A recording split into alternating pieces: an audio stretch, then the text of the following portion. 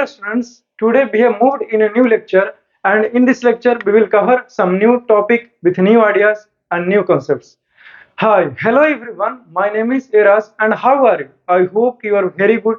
You are enjoying your day. मुझे यकीन है कि आप खुश मिजाज होंगे और जहां भी होंगे सही सलामत होंगे और वहीं से मुझे देख रहे हो और सुन भी रहे हो। देखो, आज के इस क्लासेस में we will learn some more topic in detail analysis with notes भी देते हुए, नोट्स भी शेयर करते हुए आपको उस टॉपिक के बारे में बहुत अच्छे से बातें करूंगा। तो सबसे पहले जो टॉपिक का नाम है that is the importance of levelling, यहां से शुरू करना है, ठीक है ना। प्रीवियस क्लासेस में हमने बता दिया था, यहां तक प्रीवियस क्लासेस में बताया था प्लॉगिंग के बारे में कि किस प्रकार से जो है वो खेतों को जोता जाएगा, मिट्टी को कोड़ा जाता है बीज को बोने के लिए। बट अब बता रहा हूं कि लेवलिंग होगा। लेवलिंग का अर्थ मैंने बताया था प्रीवियस क्लासेस में, फिर से एक बार रिवाइज करवाने के लिए मैं रिपीट करता हूं। जैसे कि जब हल चला दिया गया, खेतों को कोड़ाई हो गया, जोता गया, उसे कोड़ा गया, तो बहुत कहीं कहीं पे छोटा छोटा मिट्टी का पार्टिकल्स होगा और कहीं कहीं पे बड़े मिट्टी भी होगा।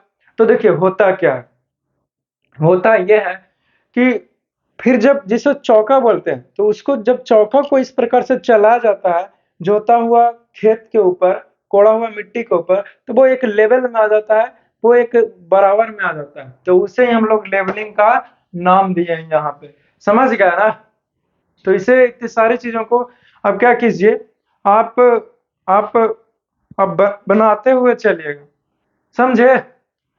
नोट्स बनाते हुए चलना। देखो, मैं आपसे बता रहा हूँ कि following are the importance of levelling. अब अगर आपसे कोई पूछता है कि लेवलिंग का जो है वो भाई साहब क्या इम्पोर्टेंस है, क्या महत्व है, तो आप उससे कह दीजिएगा जैसे कि मैंने पहले लिखा है।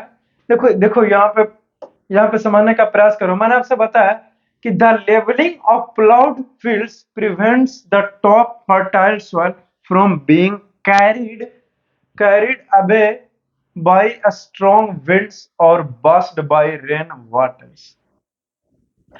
देखो, आपने मिट्टी को कोड़ दिया, ठीक है।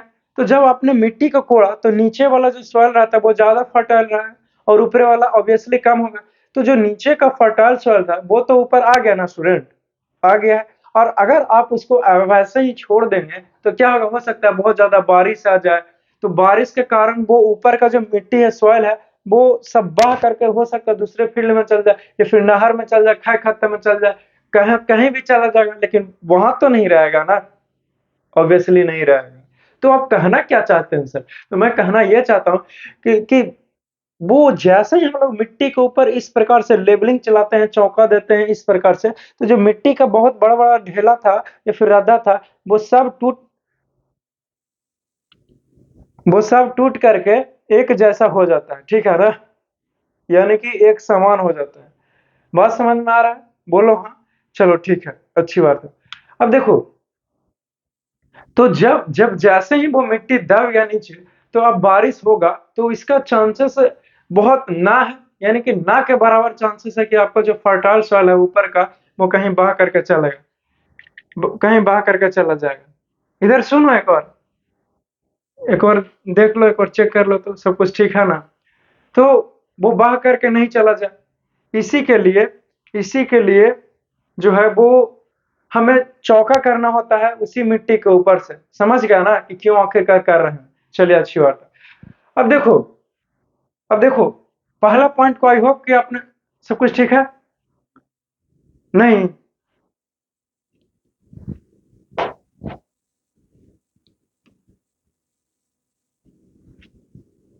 चलो, आपने इसे लिखा होगा इतना सारा चीजों के बारे में। तो अब देखो, मैं आपसे बताना क्या चाहता हूँ, नेक्स्ट पॉइंट के बारे में बताऊंगा। इसे लिख लिया हो ना? चलिए ठीक है। अब दूसरा ये सिखा रहा हूँ, इसी इसी इंपॉर्टेंस ऑफ लेवलिंग के बारे में मैं आपसे ये सिखाना चाहता हूँ। जब इसे मांगूंगा तब दे देना, ठीक है, उसको छोड़ना भी मत। ये सिखाना चाहता हूँ कि the levelling of ploughed fields helps in the uniform distribution of water in the fields during irrigation. अब देखिए, ये पॉइंट जो है वो बहुत ही इंपॉर्टेंट है और कुछ खास गया है। बेसिकली इस चैप्टर में जो पढ़ना है वो खेती से रिलेटेड ही पढ़ना है। मैंने आपको उससे पहले ही कह दिया, इसीलिए ज्यादा इत्तेफाक मत कीजिए। देखिए, अब होता क्या, जैसे ही आप मिट्टी को कोड़ दी हो फील्ड में ले जाकर के, तो मिट्टी कोड़े हो तो क्या लगता है तुमको कि एक एक समान जैसा उसमें से ढेला छोटा छोटा ही आएगा? ऐसा बिल्कुल भी नहीं होता है स्टूडेंट। तो कोई व्यक्ति है, ठीक है, आप जाइए, आप जाइए, जा सकते हो, कोई दिक्कत नहीं है। अब देखिए होता क्या है, मैं आपसे बता रहा हूँ। देखो, जब तुम कोड़ते हो मिट्टी को, तो हो सकता है कि कहीं पे बड़ा सा चट्टान आ गया है, बड़ा सा रॉक पार्टिकल्स आ गया है कि नहीं? बड़ा रात उखड़ गया होगा मिट्टी में से, और कहीं कहीं छोटे हैं। तो जब आप इरिगेशन करिएगा, खेत पटाइएगा, खेत में पानी डालिएगा, तो कहीं पे ज्यादा वाटर चला जाएगा कि नहीं चला जाएगा? उस जगह पे खास करके जहाँ पे सॉइल पार्टिकल छोटे छोटे उखड़े हों और बड़ा है ऊपर में, तो ये उसको ऊपर कैसे जाएगा वाटर? नहीं जा पाएगा। तो इसीलिए हम लोग लेवलिंग करते हैं भाई साहब, ताकि बड़ा जो ढेला है, रद्दा है, वो भी टूट करके ये छोटे के बराबर हो जाए, और एकदम जो हमारे खेत जो कोड़े हैं वो एकदम इस प्रकार से एक जैसा कोड़ा हुआ लगे, ऐसे लगे, ऐसे। ठीक है, ताकि जो अगर हम लोग इरिगेशन करें, पानी दें, तो समान, तो हर एक जगह पर इक्वल डिस्ट्रीब्यूशन हो वाटर का, यानी कि हर एक जगह पर सेम अमाउंट ऑफ वाटर जाए। समझ गया ना? हाँ, मुझे पता है कि ऐसा थोड़ा सा होना मुश्किल हो जाएगा, लेकिन फिर भी कहने का अर्थ यही है कि वाटर जो है वो सेम अमाउंट में ही इक्वल डिस्ट्रीब्यूशन हो। वहां भी अगर 1 लीटर, तो यहाँ भी 1 लीटर, वहां भी 1 लीटर, यहाँ भी 1 लीटर, कुछ इस प्रकार से चीजें होती है। तो आई होप कि आपने ये सेकंड पॉइंट जो है वो इसे सीखा होगा और समझने का प्रयास किया होगा। आप चाहें तो इसे नोट भी कर सकते हो, कोई दिक्कत नहीं है। चलो, इसे लिख लिया होगा, अब आगे बढ़ सकता हूँ, बोलिए। आगे बढ़ते हैं जी। चलिए, अच्छी बात है, आगे बढ़ता हूँ। चलो, अब देखो आगे बता रहा हूँ, इन्हीं सारी चीजों को ध्यान में रखते हुए इसी लेवलिंग के बारे में, ठीक है, कि लेवलिंग का क्या इंपॉर्टेंस है। तो तीसरा पॉइंट में बताया गया कि the levelling helps in preventing the loss of moisture from the ploughed field soil. देखिए, अगर आपने लेवलिंग किया है, तो जो सॉइल में नमिता जिसे बोलते हैं, या फिर नम्रता तो नहीं होता, नमिता होता है, चाहे जो भी हो, मॉइस्चर एक होता है इसमें, यानी कि फर्टिलिटी होता है। दूसरे शब्दों में कहें तो समझाने के लिए मैं न्यूट्रिशन शब्द का इस्तेमाल कर सकता हूँ। नमी, हाँ याद आ गया, नमी। जो नमी है उस सॉइल का, वो मेंटेन रहे, उसी के लिए हम लोग क्या करते हैं, तो लेवलिंग करते हैं। ठीक है, levelling helps in preventing the loss of moisture. ये प्रिवेंट करेगा, रोक देता है, कौन? तो ये लेवलिंग, लेवलिंग जो है वो रोकता है किस चीज को? तो लॉस ऑफ मॉइस्चर को, यानी कि जो सॉइल में मॉइस्चर है, मॉइस्चर का हिंदी मीनिंग हुआ नमी, उस नमी को बर्बाद नहीं होने देता, बल्कि मेंटेन करके रखेगा। अब कोई लड़का सोच रहा है कि कैसे, अरे भाई मिट्टी तुमने कोड़ दिया तो सब नमी तो बाहर आ गया उखड़ करके, है कि नहीं? तो उसको कैसे संभाल के रखेगा? अरे भैया, उसको प्लेन कर दीजिए, सब में मिक्स कर दीजिए, मिला दीजिए, तो सब एक जगह हो जाएगा कि नहीं हो जाएगा? पहले क्या था, कहीं यहाँ पे बड़ा सा चट्टान था, कहीं यहाँ पे छोटा, कहीं ज्यादा, कहीं कम, इस प्रकार से। तो लेवलिंग को का जो है वो 3 इंपॉर्टेंस है, जो मैंने आपको ऑलरेडी बता रखा है इसी लेक्चर में। ठीक है, तो आई होप कि आपने सीखा होगा कि लेवलिंग यानी कि चौका जो है वो हम करेंगे क्यों। तो क्या हमने अभी पढ़ा है? हमने अभी पढ़ा स्टूडेंट कि जब आपने मिट्टी को कोड़ा, सॉइल को कोड़ा खेती करने के लिए, और फिर हमने उसके ऊपर चौका किया, लेवलिंग किया, तो क्यों करना है, उसका क्या इंपॉर्टेंस है करने का। तो 3 गो महत्वपूर्ण बातें बताया, उसे आप याद रखो, उसे आप ख्याल रखो। ठीक है, जो भी पढ़ाता हूँ आपको दिल से पढ़ाता हूँ और बहुत अच्छे तरीके से समझाने का प्रयास करता हूँ। इसीलिए मेरा मेहनत का और मेरे नोट्स का बेकार नहीं जाने दीजिएगा।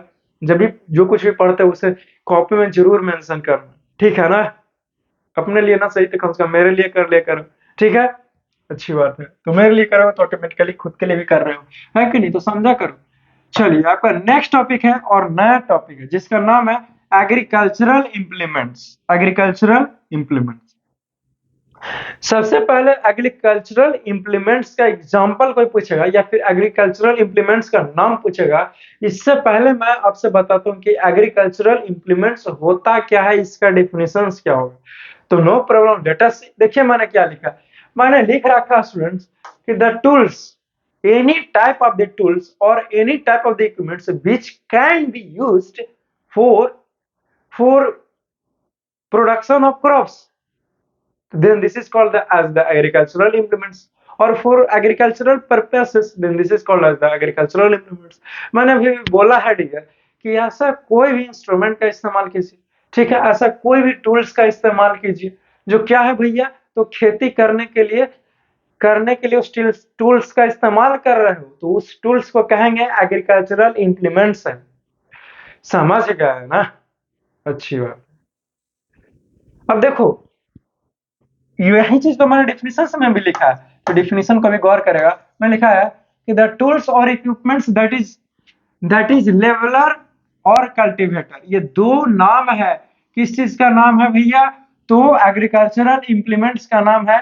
पहला का नाम है लेवलर और दूसरा का नाम है कल्टीवेटर। लेवलर, लेवर नहीं बोल रहा हूं मैं, बल्कि लेवलर बोल रहा हूं, और ये कल्टीवेटर है। दो ठो जो है वो ये क्या है, तो एग्रीकल्चरल इंप्लीमेंट्स है। कोई एग्जांपल पूछेगा तो ही बोल दीजिएगा, और कोई दो वो एग्रीकल्चरल इंप्लीमेंट्स का नाम भी पूछेगा तो ही ये बोल दीजिएगा, ठीक है, अच्छी बात है।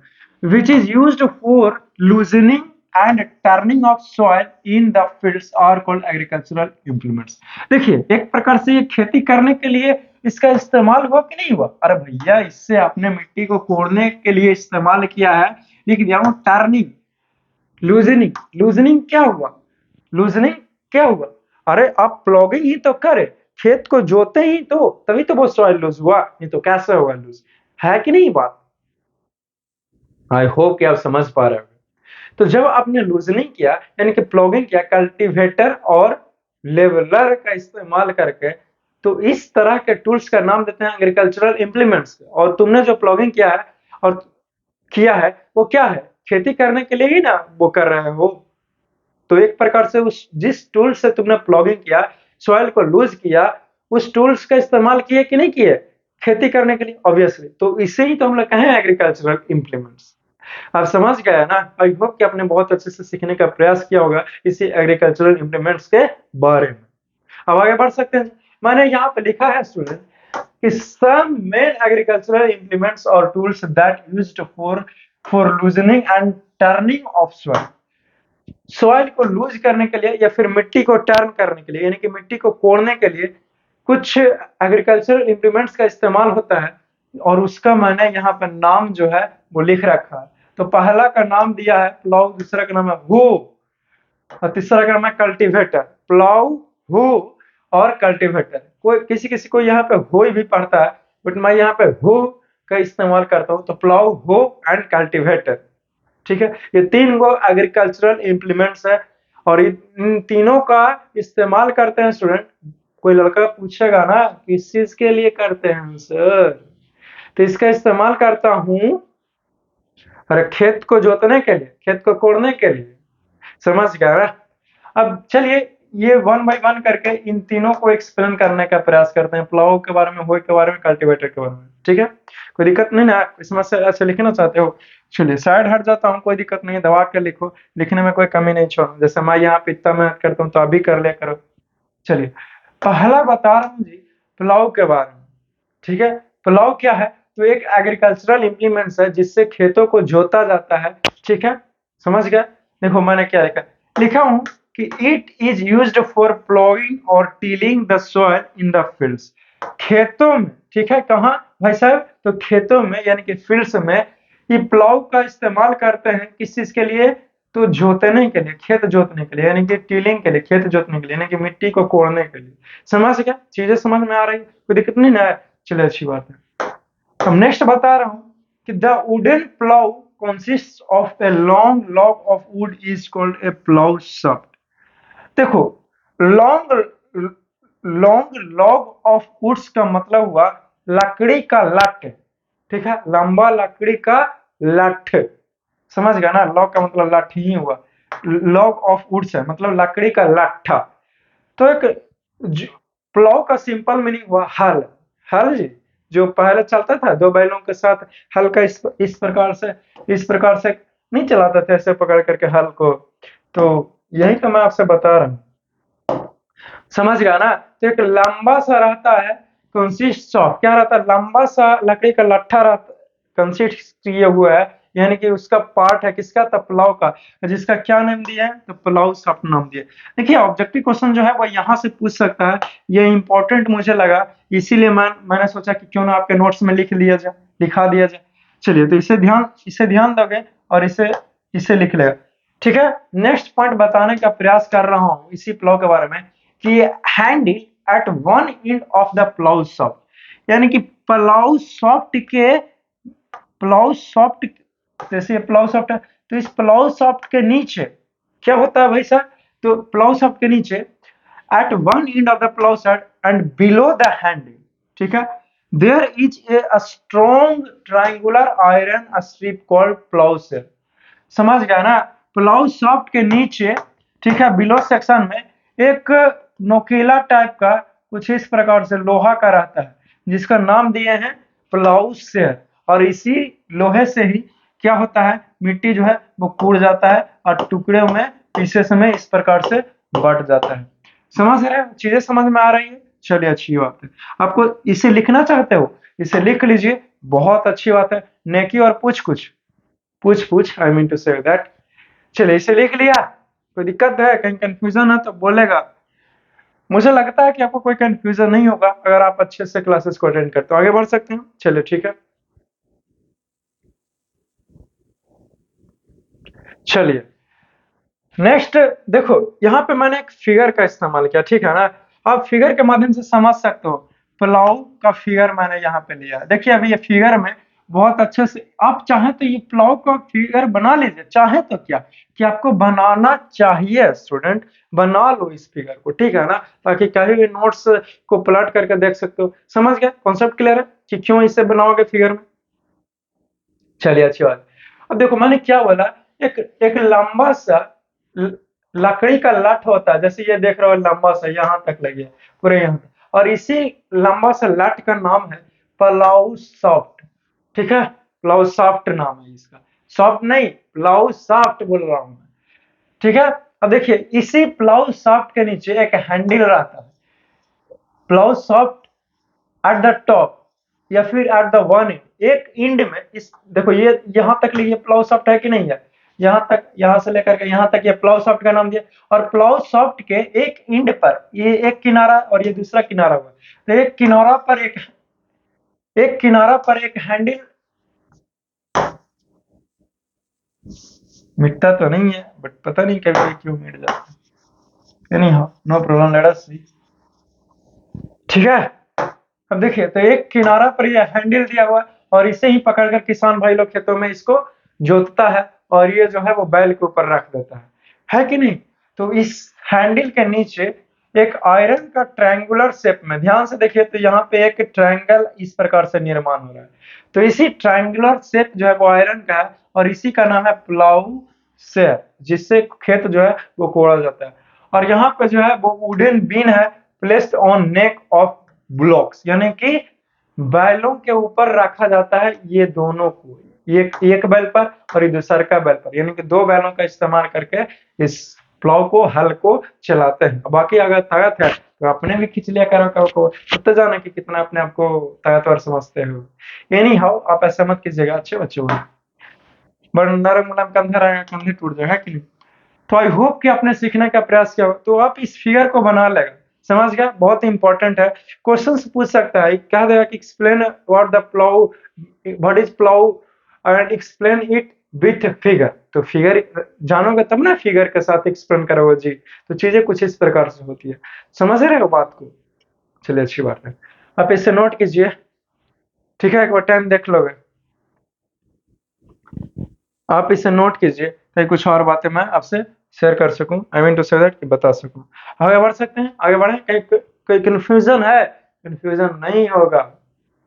चलो नेक्स्ट, नेक्स्ट बता रहा हूं होय के बारे में, होय के बारे में, होई होई, ये वाला ना हो रहा गाना नहीं है जी, हो हो, तो हो के बारे में बता रहा हूं कि इट इज, ये क्या है भैया, तो it is also a type of agricultural implements which is used for removing bits as well as loosening and turning the soil is called hoe। hoe का भी इस्तेमाल करते हैं भैया खेत को जोतने के लिए, श्री राम, लेकिन स्टूडेंट इसमें खास बात यह है कि होय का इस्तेमाल जो है वो कभी-कभी बीट्स को, अनवांटेड क्रॉप्स को हटाने के लिए भी इस्तेमाल कर सकते हैं। बार-बार नहीं पूछा कि बीट्स क्या होता है, 10 बार बता चुके हो, शुरू से लेक्चर अटेंड नहीं करते हो यार, कर रहे हो ना? अच्छी बात है, ओके? जस्ट शांत हो जाइए, आप कर रहे हैं मुझे पता है। खैर कोई बात नहीं, तो उसे ही भैया हम लोग होय का नाम दिया, ठीक है? अच्छी बात है। नेक्स्ट बताना चाहता हूँ इसी होय के बारे में, मैं लिखा बता रहा हूँ यहाँ पे कि होय जो कि consist of a long rod of would और आयरन। होय जो क्या है? एक लॉन्ग रॉड ऑफ वुड और आयरन, एक लकड़ी का लंबा सा रॉड जैसा इसका स्ट्रक्चर होता है, किसका?